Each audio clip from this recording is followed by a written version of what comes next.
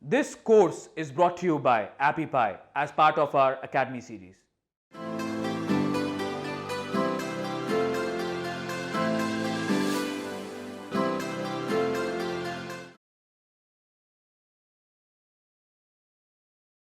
What are keywords?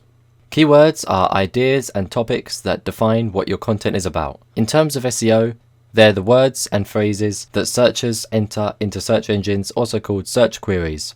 If you boil everything on your page, all of the images, video, copy, etc., down into simple words and phrases, those are your primary keywords. As a website owner and a content creator, you want the keywords on your page to be relevant to what people are searching for so that they have a better chance of finding your content among with the other results. Ideally, you want each page on your site to target a unique primary keyword.